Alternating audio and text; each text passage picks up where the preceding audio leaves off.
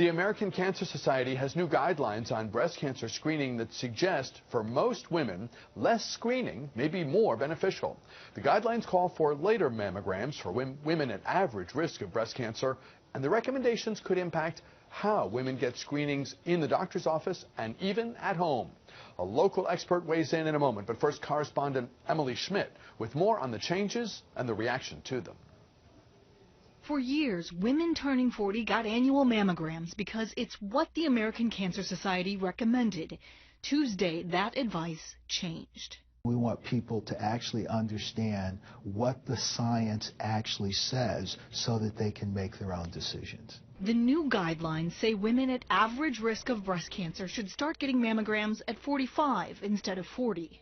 If she starts screening at the age of 40, she increases dramatically the lifetime risk that she's going to have a false positive result, that she's going to need a breast biopsy that turns out with the doctor saying, well, you don't have cancer, sorry, we'll put you through all of this. These new guidelines mean 3 different medical groups recommend 3 different ages for starting mammograms.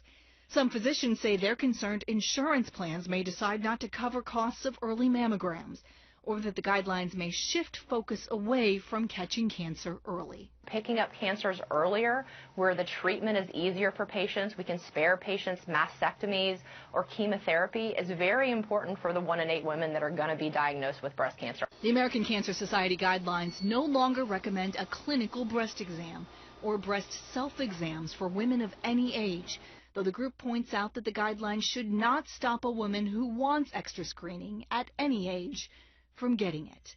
I'm Emily Schmidt reporting.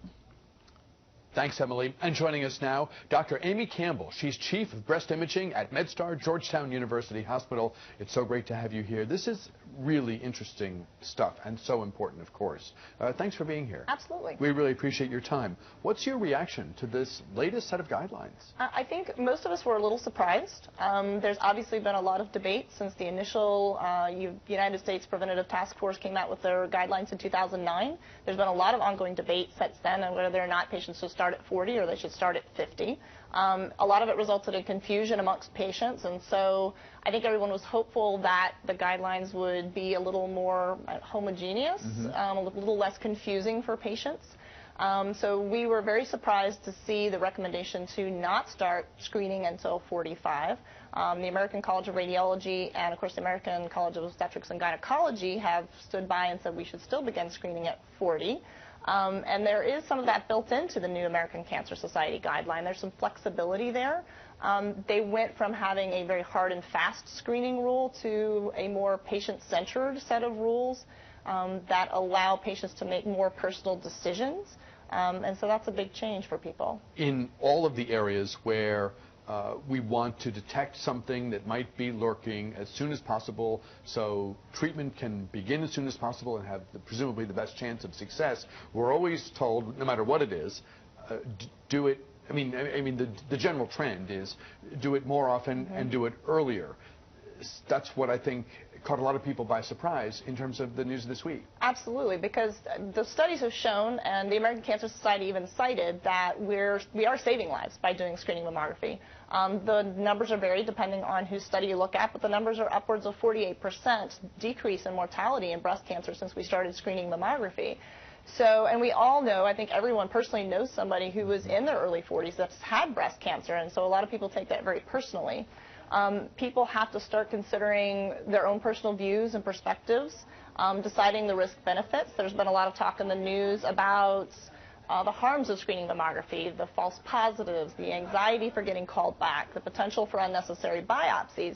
But when you talk to a lot of women, most women are willing to accept that risk in order to have a screening exam that might detect a cancer that they would get when they're 40 or 41 or 42. And so I think there's a lot of variability amongst patients that are now has to be taken into consideration. Before we go any farther, I want to open up the phone lines because, as you indicated, and as sadly is the case, we all know someone or we have a family member. There's some connection to all of us when it comes to breast cancer.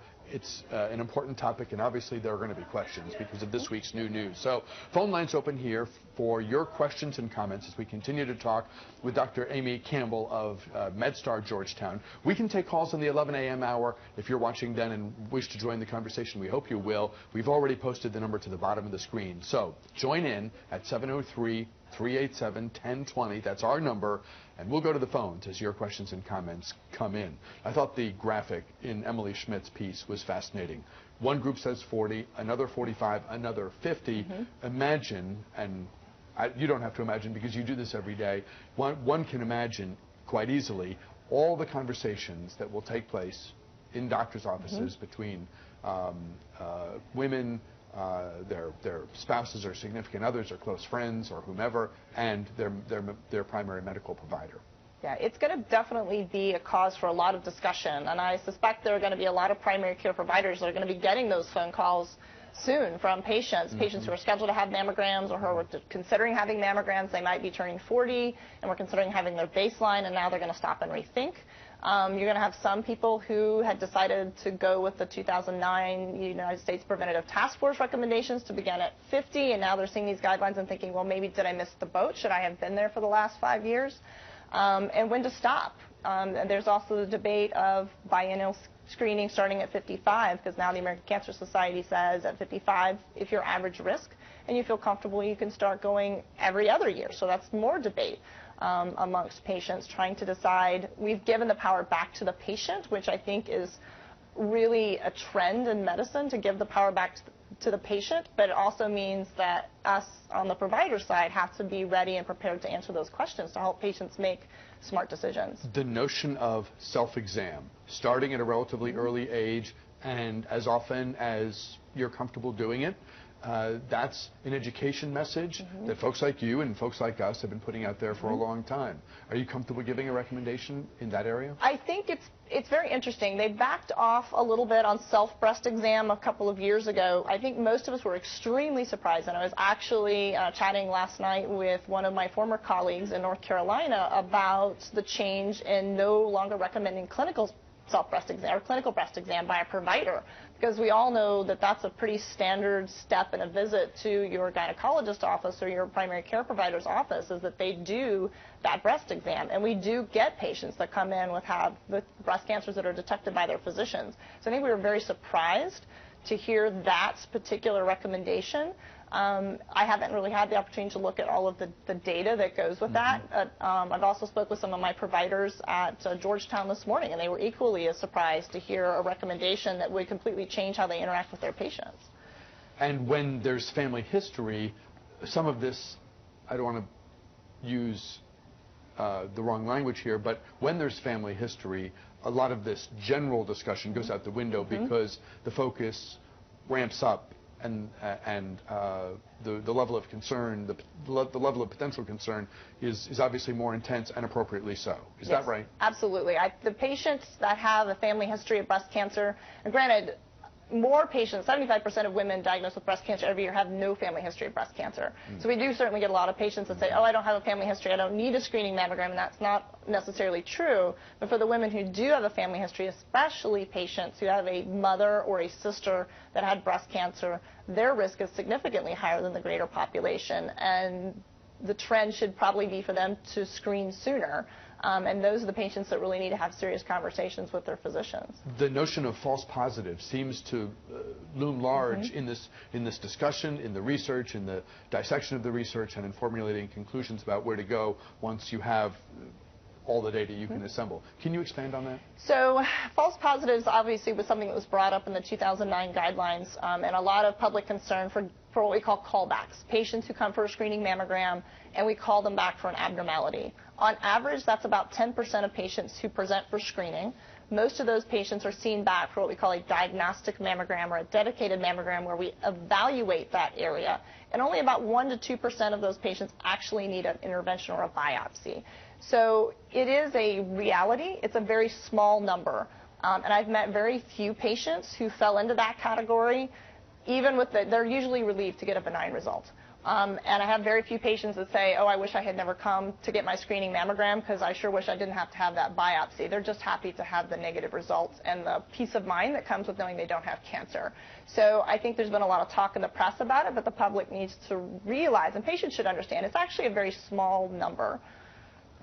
Can you discuss or touch on the insurance aspect of all of this with conflicting information, and maybe in 3 to 5 years or whatever, we'll be in a different place with more data, maybe there'll be more consensus. But for where we are now, is this a moment where the insurance companies are scrambling and where people like you are having to go the extra mile to get coverage for your patients? I think one of the things that concerned everybody when the guidelines came out and said don't start screening till 50, we all worried about what our patients were going to do in that 40 to 50 decade. There was a lot of concern that all of a sudden insurance companies were going to no longer provide coverage because the preventative task force said they didn't need the mammograms. One of the remarkable things that actually came out of the Affordable Care Act was that one of the rules is those women have to be maintained for coverage. So women 40 and over in that 40 to 50 age range would have coverage. And that's certainly something that a lot of breast imagers and other breast cancer providers have really lobbied hard with legislators for, is saying don't let this happen. Don't let the insurance companies turn around and say, oh, well, this set of guidelines came out so we don't have to cover this population. And the American Cancer Society does a very nice job in their wording saying that while we don't recommend starting till 45, we certainly want women between the ages of 40 and 44 to still have the ability to screen if they so desire. So it's our hope that the guidelines won't change the availability. Dr. Amy Campbell is Chief of Breast Imaging at MedStar Georgetown University Hospital. It's such an important topic today. Delighted to have you here and delighted to be able to kick off the show today with this information. I'm happy to be here. Good to see you. We'll talk with you again. We'll step aside. We're back, though, with much more News Talk right after this.